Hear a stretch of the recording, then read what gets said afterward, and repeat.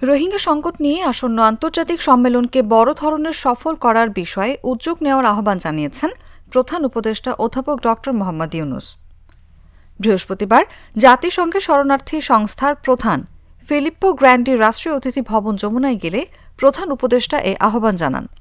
প্রধান উপদেষ্টা বলেন, চলুন এটিকে বড় সফলতা এনে দিই এবং সমস্যাটির সমাধান করি।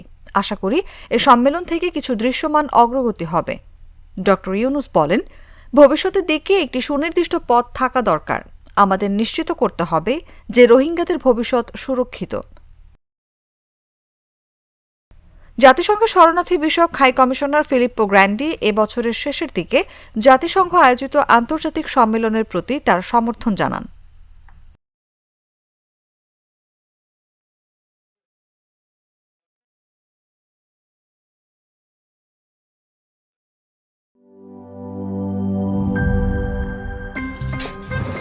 আমার একটা স্মার্ট সিদ্ধান্তে 25% গ্যাসের খরচ কমেছে। ভাবছেন কিভাবে?